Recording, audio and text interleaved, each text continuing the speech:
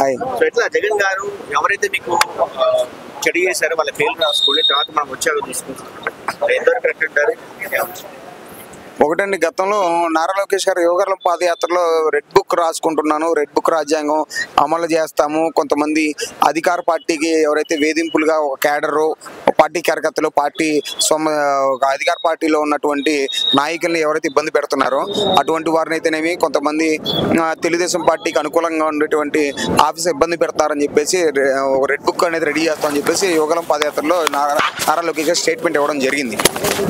దాని కండిషన్లోనే ఇక్కడ అవినీతి చేసిన వాళ్ళు కాకుండా న్యాయంగా పోయే వాళ్ళ మీద కూడా మీరు ఈ విధంగా చేస్తున్నారని చెప్పేసి వైఎస్ఆర్ కాంగ్రెస్ పార్టీ నాయకులు అనేది ఆరోపించడం జరుగుతూ ఉంది.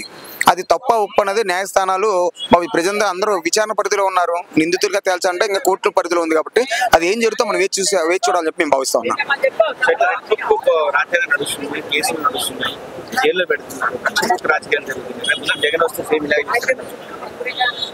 జగన్మోహన్ గారు చెప్తున్నారు వాళ్ళు రెడ్ బుక్ రాస్తే మనం బ్లూ బుక్ రాయండి, దాంట్లో ఖచ్చితంగా అన్యాయం చేసిన వాళ్ళని మాత్రమే రాసుకోండి, నేను మొత్తం ఒక సినిమా చూపిస్తాను, వాళ్ళు ఈ సప్త సముద్రాలు దాటినా కానీ నేను వదిలిపెట్టను అని చెప్పేసి జగన్మోహన్ గారు పలు వేదికల మీదుగా పార్టీ కార్యకర్తలు జిల్లా నాయకుల సమావేశంలో తాడేపల్లిగూడెంలో చెప్పడం జరుగుతూ ఉంది. అది చూడాలి, అది కేవలం ఓన్లీ తెలుగుదేశం పార్టీ వ్యక్తులను మాత్రమే కారణం చేస్తారా, లేకపోతే ఓన్లీ కేవలం అన్యాయంగా మామూలుగా తన పనులు తను చేసుకున్నటువంటి కార్యకర్తల మీద ప్రతీకార దాడులు చేస్తారని మనం సమయం చూస్తూ ఉండాలి. మనం జగన్ అరెస్ట్ కాబోతున్నారు, చాలా ఊహాగానాలు వస్తున్నాయి, జరిగిందంటారు కావాలని అది బేసిక్ అయితే ఆరోపణలు అయితే వస్తున్నమాట వాస్తవం. కానీ ఆరోపణలు వచ్చినా కానీ దాన్ని నిజ నిరూపాలు నిందితులుగా ప్రూవ్ చేయాల్సిన బాధ్యత న్యాయస్థానం పరిధిలో ఉంది. ఆరోపణలు చేసే బాధ్యత ప్రభుత్వాలు చేస్తుంటారు. ప్రతిపక్షంలో గతంలో అధికార పక్షాల్లో ఉన్నటువంటి వ్యక్తుల మీద, నాయకుల మీద, ముఖ్యమంత్రుల మీద, మంత్రుల మీద, ఎమ్మెల్యేల మీద వీళ్ళు ఆరోపణలు చేస్తుంటారు. కానీ నిందితులుగా ప్రూవ్ చేయాల్సిన బాధ్యత న్యాయస్థానాల పరిధిలో ఉంటుంది. అది దాని కండిషన్లో మనం వేచి చూసే ధోరణిలో ఉండాలి. అరెస్ట్ అయితే చేస్తారని చెప్పేసి అంటా ఉన్నారు. ఈరోజు జగన్మోహన్ రెడ్డి గారు ప్రెస్ మీట్లో కూడా చెప్పడం జరిగింది, నేను విజయవాడలో ఉన్నాను, వచ్చి అరెస్ట్ చేసుకోండి అని చెప్పేసి అనడం జరిగింది. చూడాలి మరి ఆ చర్య అనేది ఎంతవరకు జరుగుతుందో, దానివల్ల ప్లస్సా మైనస్ అధికార పక్షానికి అది ఒక పాజిటివ్ ఉండిద్దా నెగిటివ్ ఉండేదో మనం చూడాలి.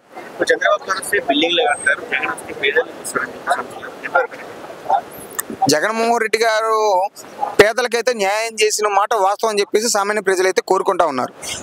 చంద్రబాబు నాయుడు గారు వస్తే మాత్రం కొద్ది బస్ స్టాండ్లు, రోడ్లు ప్రజలకి కనపడే మాత్రం చంద్రబాబు నాయుడు గారు చేస్తారు.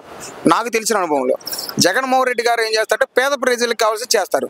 కానీ క్లైమాక్స్గా ఈ దిగువ మధ్య తరగతి రేఖలో ఉన్నటువంటి వ్యక్తులకి జగన్మోహన్ రెడ్డి గారు 100 రూపాయలు విడుదల చేస్తే వాలంటీర్ వ్యవస్థ సచివాలయ వ్యవస్థ జీరోతో సహా కింద అందిని.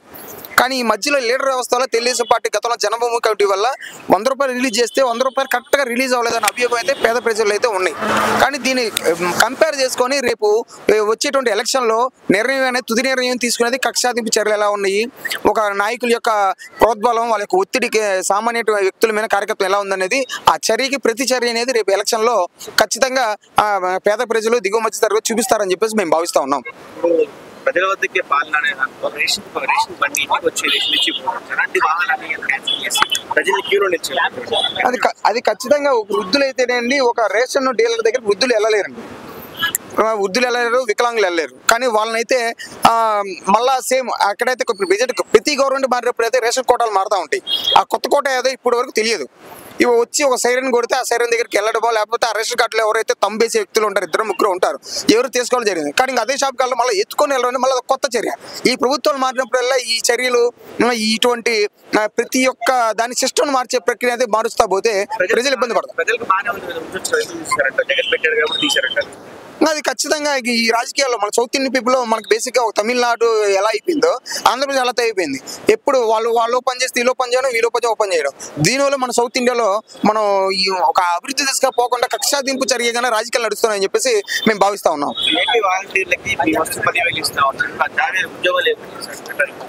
వాలంటీర్లు అయితే బేసిక్గా ఒక కరోనా కండిషన్లో వాలంటీర్లు చాలా పని చేశారండి. ఒక వాలంటీర్లు అయితేనేమో మున్సిపాలిటీ వర్కర్స్, ఒక డాక్టర్స్ ఎలాగో వాళ్ళు ముఖ్య భూమి పోషించారు.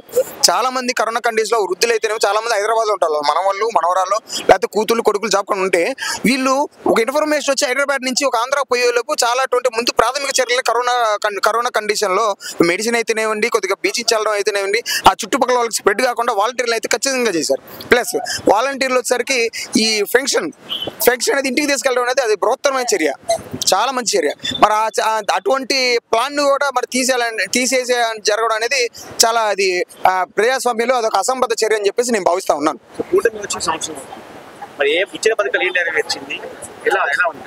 బేసిక్గా సూపర్ 6 అనేటువంటి ఒక ప్రభుత్వ పథకంతో వీళ్ళు అధికారంలో రావడం జరిగింది. అది మంచి పథకం, వాళ్ళు చెప్పడం మంచిదే, చేయాల్సిన బాధ్యత వాళ్ళ మీద ఉంది. కానీ కొంతమంది మహిళలకి, లేడీస్కి, కాలేజ్ స్కూల్ పిల్లలకి ఇస్తారంటున్నారు. సరే నెక్స్ట్ రేపు ఆగస్టు 10 తర్వాత ఇస్తామని చెప్పేసి ప్రభుత్వం కూడా అంటున్నారు.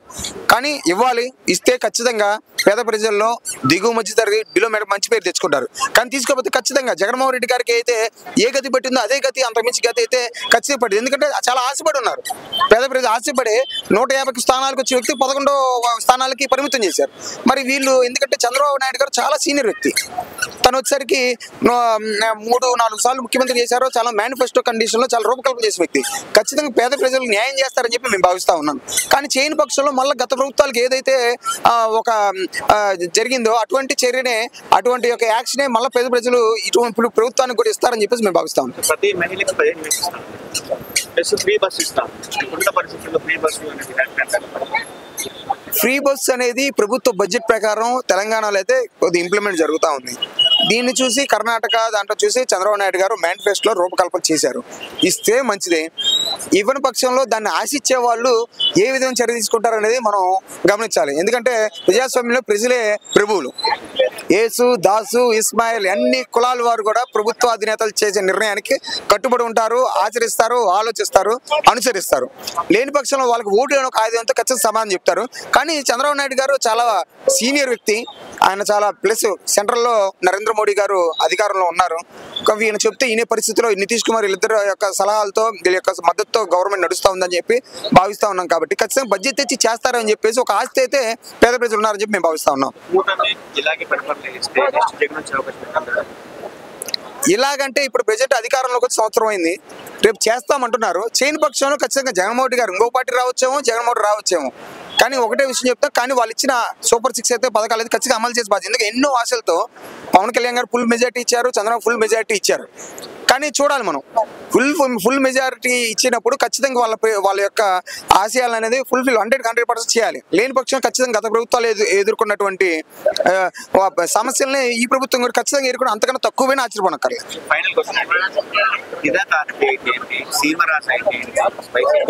చాలా మంది డైలీ వీడియోస్ చేస్తారు. ఫస్ట్ వాళ్ళకి ఎలా ఉంటుంది?